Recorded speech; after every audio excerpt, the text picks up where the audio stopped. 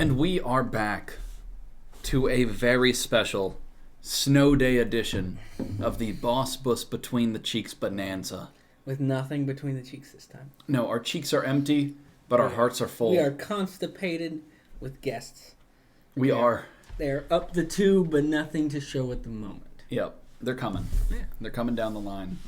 Mm-hmm. How are you guys doing today? Me too. Yeah, I was about to say, this is a Dora moment. Yeah. I'm here, as always, with Paul Brunetti. As always. I mean, I'm new to the show, but As always, Paul Brunetti. I'm trying my best to show up when I can, you know. And today we're just going to kind of chill. Mm-hmm. We're going to chill, talk about some things, drink our drinks. It's really fucking snowy outside. If any of you guys are listening that are from the Omaha area, which I assume most of you are, yeah, it's really fucking bad. And there's like a foot of snow outside. It's not as bad today. I mean, today I was working all day. I was door dashing, so. Was it good? It was great. Dude, the day after a snow day is like the best day of work. 'Cause the day of the snow day, you get really good money, but I'm not risking my car on that. But the day after, still no one wants to go outside. And you're getting like good money every delivery. You're just hanging out. Really? Just tips? Yeah. Like good tips? Well, I mean, tips, and then DoorDash itself is like, they need drivers and they're super busy, so they're going to give you more money per delivery. Really? That's how it works? Like Well, basically they give you $3 per delivery as like a base pay, but then certain times of the day or certain busy times they'll add like a plus $1, plus $2. But like, today I was getting like plus $5, plus $6 a delivery. So like just from $9. DoorDash? Yeah, and then you get the tips on top of that. It's a good job, especially like for COVID times. Like I used to work at Olive Garden, and then I was like, I'm not feeling it's kind of scary. Like, they didn't really have a lot of safety measures. Don't hate me, Olive Garden. I love you guys, but I'm putting you on blast. And I was like, I kind of don't feel comfortable. So I was like, I can sit in my car, listen to music. The delivery life's a fun life. Oh, yeah. Dude, Papa John's. We worked at Papa John's together back in the day. That was a good job. And I was like, I love delivery driving. I sat in my car, listened to music, listened to a book on tape or a podcast. Yeah, it's a good time. You just vibe. You don't really deal with like clients besides like the final like, yeah, you say, hey, your food's here. But even now, like most people in DoorDash, they say just leave it at my door. So you just lay it there, send a text, it's delivered, and then you go around. So you don't even have to do that. That's nice. Yeah, that's honestly what I'd prefer.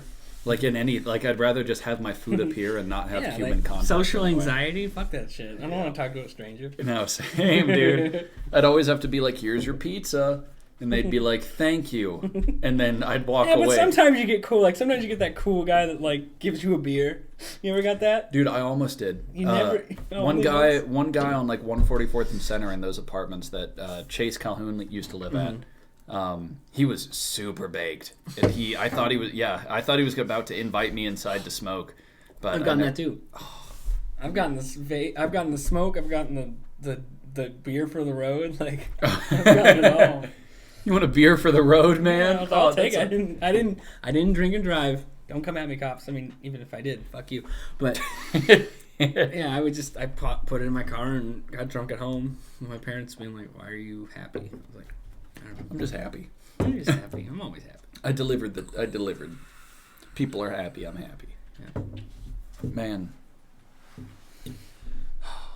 what's going on, man? How's it hanging? It's hanging pretty loose right now, you know. That's kind of life. There's stuff to look forward to, but there's kind of just a hurry up and wait moment. I mean, it's ever since the world changed, that's kind of where we've been at. And like, especially me, it's like I have a lot of free time to do what I want. Like, I graduated college. I'm learning how to play the banjo decently, writing and doing D&D stuff. But like all the cool like real things in my life are just kind of like I have stuff ready, but I'm waiting for the green light, you know. That's true. Yeah, we are in limbo kind of. Everything changed when the Fire Nation attacked, and that's just a spooky virus that now just living through it. Mm-hmm. It is live. But the most important thing now, like the thing that gets me through it all is like the friendships that I have. Like us being even able to do this podcast and like just like see humans for a minute, because I never see humans. I just talk to them on the phone all day, I'm like, may I take your hat, sir? And they're like, yes. I'm like, Yes. okay, thank you, goodbye. Give it to fucking Jeff Bezos. I want to buy Amazon stocks, yeah. Right. Basically, dude. Yeah. But, like, that's the thing, like, the benefits of COVID is it has forced us to strengthen those bonds. Because we've lacked the ability to go hang out or have the whole public thing, the few people that you are interacting with have become like tighter. Like all the fucking relationships that have bloomed out of COVID, like they've gone super. Like I know people who are like, I met this guy in fucking February, and now it's like I've been dating them for like a year when it was only been like 3 months at the time. Like things are forced to move faster, like and things are get stronger, and even these people you don't even like, because these are like your only human contacts, it's forced you to kind of push that envelope or push that barrier in a much stronger extent than if you had things to do. Because like even if I was still gonna hang out with this dude, we were gonna go do something, and that was gonna be the thing. But more recently, there's nothing to do, so those interactions, those connections are kind of what you're working on. So like instead of going out and doing something, I'm sitting here and talking, or sitting here and exploring this friendship, you know. And that's kind of, it's very unique, and it's honestly going to be I can see a lot of psychology and like philosophy papers being written on like how connections or how people work, because like it's such a unique situation that we're in that can be studied to really understand human nature in a unique way. Yeah, no, I agree completely. Like this time of like connectedness, and this time of like needing to have people. Like this is just like literally time feels almost like it's standing still. And also rushing at the same time. Like that's the same thing. Like it seems like it's standing still, but then you look back and you're like, oh, it's been like a month. Like every month when you're in it, it seems like an eternity. But then when you get out of it, you're like, it's January already? I thought it was December, right? You know? Like, dude, it's almost done with January. Yeah. January is already 3/4 of the way done. Yeah. More than that. It's a new fucking the 26th, dude. Hey, yeah, we president. do. We do. Rest in peace, Trump. Fuck you, but... Yep, he died. Did you hear? He's gone. He created his own position of... What is it? He has a new... He's living in Florida now. Like, as soon as he got out, he didn't stay for the inauguration, which is terrifying. Yeah, no, he didn't. But he set up like what is it? What do you call someone that was a past president? What's the official title? Besides former president, but he set up the position of former president, where he's like still has his follower base and he's still making declarations and still like carrying out his shit, because he doesn't have any of the social medias. He's literally given himself a position where he's still acting like he was some government. It's not a government office. This isn't like, no. But he's portraying it as if it's a elected position or something. And it's really like it's absurdist. Like I find it hilarious because of like perfect, but like in reality it's like terrifying, where he's still like trying to have some fucking hold on shit. He has the following too. They're diehard, dude.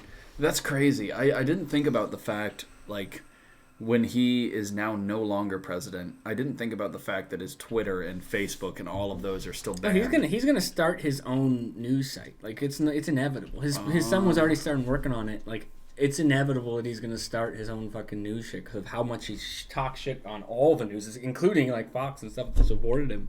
Yep. Like he's going to establish this news thing, and his whole fucking QAnon and like followers are gonna just, yes, man, you're still my president, sir. Oh just like follow behind it. It's like they'll do it. I have no doubt.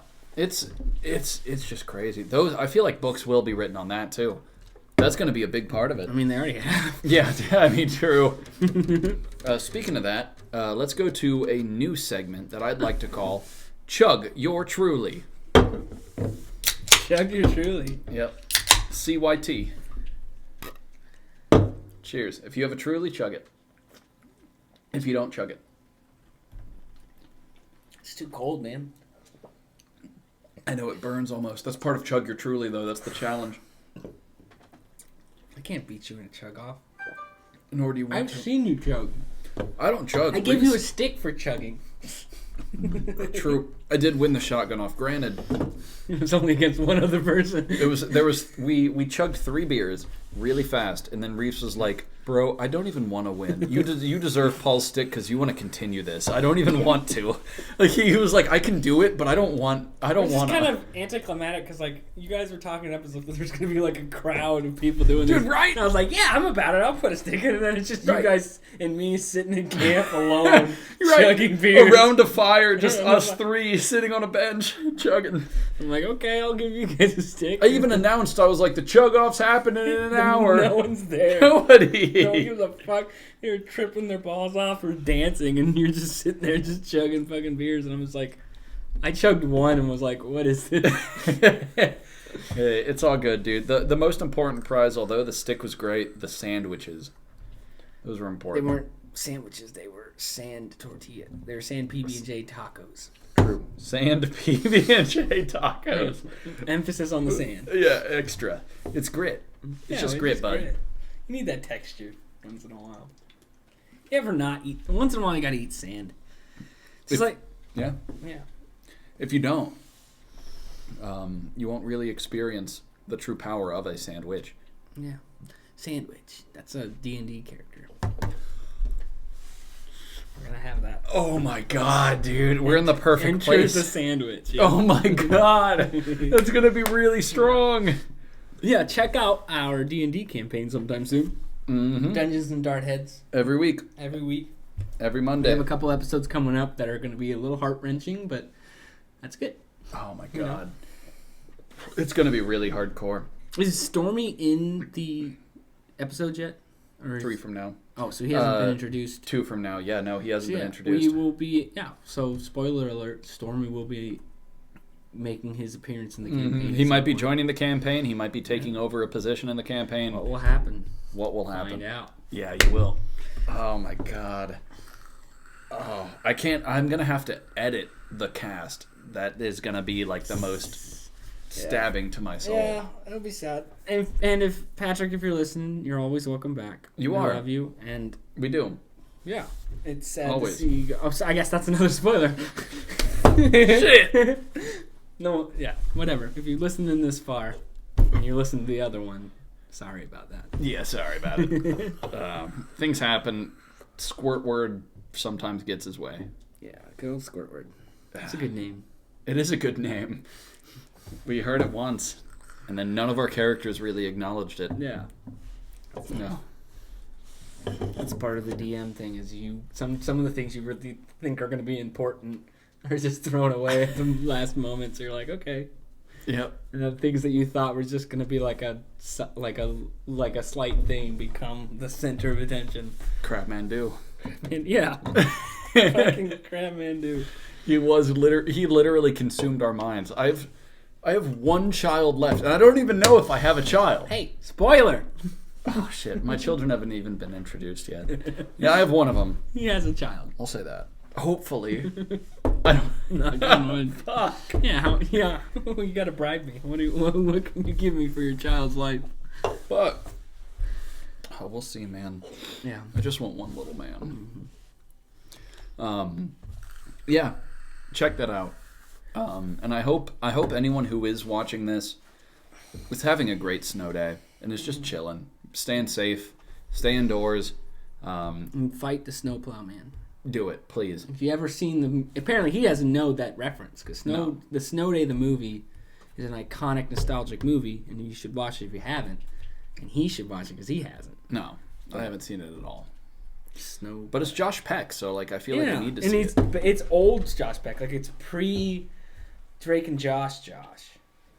Like it's back when he was just a little kid, little baby chubby boy, Little Pudgeman. little pudge boy.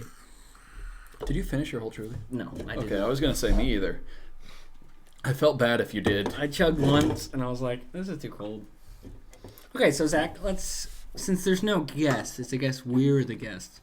We are. So, what is a question that keeps you up at night? What is something that you think about? Like, it doesn't have to be like a real life thing. It can be like a philosophical question. It could be a dumb thing. What is something that you ponder? I'd say constantly, and this is like real talk. I think constantly, like deep in the recesses of my mind, which obviously that's what comes out late at night, because that's just what the mind does. I just think everybody hates me. And my question is, if everybody hates me, and I overanalyze every situation I've ever been in, because my memory is just fucking plagued by remembering everything, but especially the awkward or like weird times or like interactions that people forget. But it's just, yeah, it's questioning if I have done good to my fellow people. Well, I don't hate you. Good. I'll say I'm glad. But again, I'm really glad. But that's like a natural thing. Like human evolution. Like we've evolved to pay more attention to our flaws than our pros. Like our cons more than our pros. Like because those problems or those flaws are what get you killed. Those flaws are what keep you from passing on your genes. Those flaws are what hinder you from evolutionary fitness. And so when we're aware of those, we can work on them, we can defend against them, we can build. And so it's so much easier and more natural to focus on those flaws and what isn't right or what could people be thinking that's bad, because it allows us to try to overcome them. But you also got to recognize, like, people are also super fucking selfish. Like, half the time when you do something stupid or say something stupid or think you're being dumb, people aren't even paying attention. They're paying attention to their own ideas of things. Like, they're paying attention to their own flaws or their own how people are perceiving them in that moment. Like, you ever, like, that's why I was like in a dance floor. Like, 90% of the time when you're dancing, they're not even looking at you. No. Everyone's thinking about people looking at them. Yeah. Everybody's thinking the same thing you're thinking. And so like, oh, I'm doing this cool, bro. I hope I look cool. And everyone else is like, I hope I look cool. And no one's looking at it. And that's the thing. And it's like, that's why I always sit and look at people. Because I'm like, I'm just doing, I don't dance. I've never watched myself dance in a mirror. I never watched myself in a video of me dancing. Because like, I don't know what it looks like. I probably look stupid. I might, so people say I dance cool sometimes. But my dance is more just moving to the thing and then watching people dance.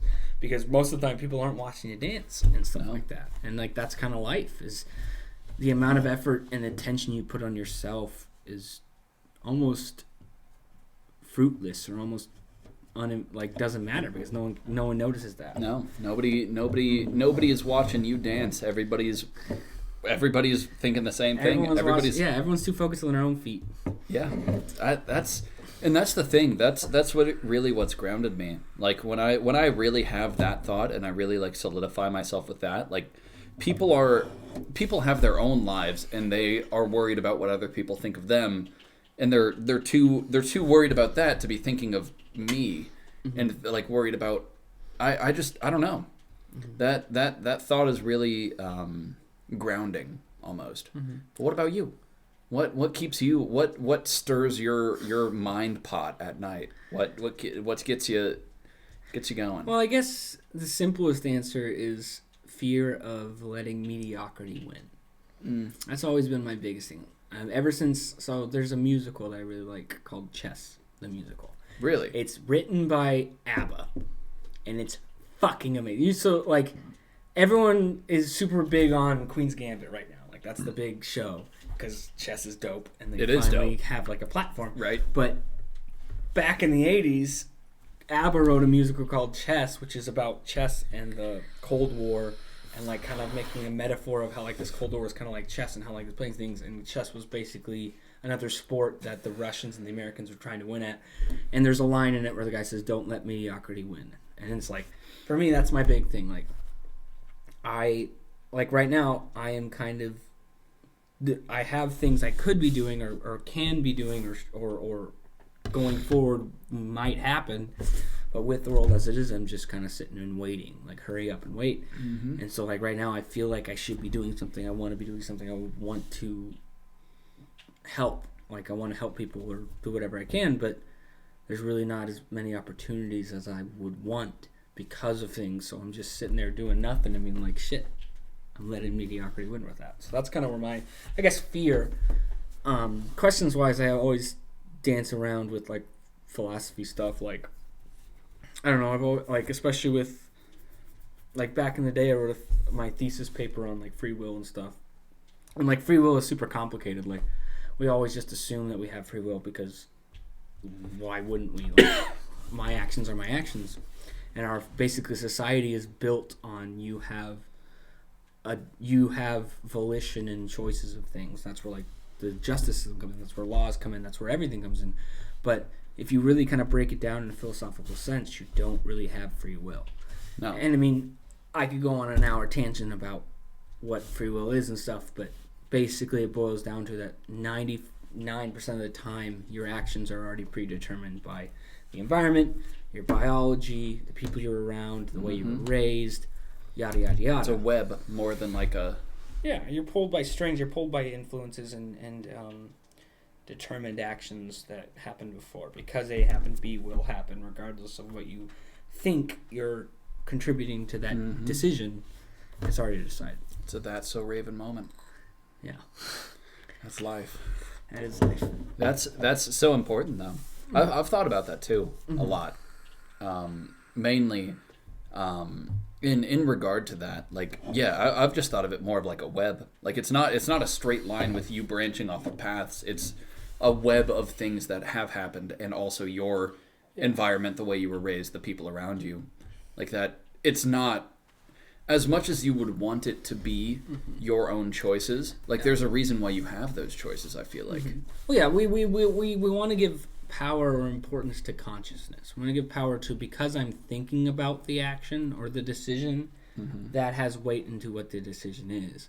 But your consciousness is also completely affected by, am I hungry? Like you look at like judges, and they can pull up statistics of like, if a judge is giving a sentence before lunch or after lunch. Like if they're giving a decision before lunch, they're like more likely to convict than after lunch. They're less likely to convict because they're hungry and they're not thinking about stuff and they're just like, fuck it. And they just say, fuck this guy, he's shit. But when they're more relaxed and comfortable after eating and stuff and tired, they're like, oh, I'll let him go, you know? Like things like that you think of judges or these very intelligent people that have to make these decisions. That's a pretty free will decision, but those are affected by something as menial as eating lunch or not, you know. And dude, that's interesting. I've never thought of that before, but that makes a lot of sense. God damn, dude, that's so interesting. Yeah. That makes sense. Yeah. The carnal desires influence us, and then continuing on with that, like judicial or law thing, like witnesses. Like I've talked to lawyers, and like it is maddening how easy it is to influence a witness. How the way you phrase a question, or when you ask a person, or how you ask a person, or all these different things directly influence what they say happened. Like it's so easy to have them change their answer or to get the answer you want. That's why when you watch these like really big cases, like even like O.J. Simpson and stuff, and like things like that, you watch these prosecutors or these defendants, how they question, the way they phrase their things, the way they ask, and how they like dance around the question. It's very intentional. It's very directed to get the intended response they want. Because like it is, if you know about psychology, if you know about like how brains work and how people respond, you can kind of manipulate it to a way to get what you're looking for in that regard. Have you ever seen who Darren Brown? No, you told us about him. Yeah, we were talking about him. Darren Brown is a mentalist. He's people call him a magician because it's kind of like in the same vein. But basically, he is like a psychologist who knows exactly how to phrase things, exactly how to word things to get stuff. Like he had a show. He's a British dude. He had a show. I forgot the name of it. But if you search Darren Brown, you find it. And like he'll do things where like he'll go to a racetrack, and he'll buy like a horse track lottery ticket, and then he'll lose. It'll be a losing ticket, and he'll walk up to the merchant or the whatever the cashier, and he'll be like, "This is the winning ticket," and he'll like do a couple things and like talk in a certain way, and the guy will be like, "Okay," and he pays him off as if it's a winning ticket. Or he'll go to like a jewelry store, and buy and like talk about like going to the subway. He's like, okay, like I'm trying to find my way around. Like my friend said to trust the GPS, and I didn't know if I should, but he said just trust it, it's fine. And while he's doing that, he's paying for like a diamond ring with white pieces of paper. And the guy just takes the money and puts it away, and he walks out. And then it's only like a minute later till the guy comes out and realizes and like tells him like, hey, what the fuck? And like, so there's these ways to manipulate consciousness to kind of dance around what we think, you know? And like half the time consciousness isn't even there. Like we've all had the points where we park our car and realize I don't remember the last 20 minutes of me driving to the spot, you know? No. Like those kind of like just subconscious, just like we've done it 100 times, so we already just are there and we don't have to think about it. Like that's not conscious, that's just falling through the lines, you know? Dude, I've realized that, especially the last few days, because in my phone queues, the group I'm in now, it can be like monotonous at times. But there was one in particular call I had where I was explaining something and I was on my phone just like scrolling through Instagram, and I was laying right there, and then 10 minutes pass, and I'm at my computer now looking up something for this person, and I immediately was like, what am I doing? I'm doing this. Yeah. Like I'm doing this all on autopilot. Like it's not, it wasn't active. Yeah. It was all just autopilot. And that goes back to like memory. Like we have basically kind of three parts of memory. We have the subconscious memory, which is that automatic kind of stuff where it's like walking or breathing or drinking, like not even thinking about drinking, but you're drinking a drink or whatever. Things you do that are so habitual to the point that they're not even require thought. And then there's the semantic memory, which is like where we have language, or we have numbers, or we have like the ideas of things. And then we have the I'm blanking on the terms because I wrote a whole paper on this, so I don't know the terms on me specifically at the moment. But basically, it's the type of knowledge which is like somatic, and it's basically the knowing memory. It's basically what we think of when we think of memory, which is like the memory of like our past life, like the autobiographical kind of memory. Yep. So like the difference between those is like somatic memory is more like the idea of a cat. Like when you think of a cat, you just think of like the idea of a cat. And then the autobiographical memory is like a specific cat. Like my cat growing up, when you think of cat, you think that one specific cat, or like where you were in 9/11, stuff like that. Mm-hmm. And that's kind of the three kind of parts of memory. And those all are not as clean cut as we think of in like idea form, because those like our memories are so flawed. Like even your most precious or most like the memories you know the hardest, like those kind of core memories, they're full of flaws. Like you might see them in third person, you might remember specific things that are filled in, or you might remember like A, B, D, and then fill in C because it had to.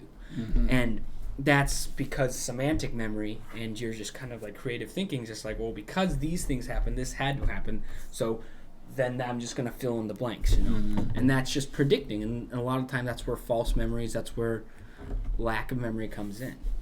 It's interesting. That's really fucking interesting. And that's important. That's important to how we think about our lives and also our minds. Yeah. Wow, guys.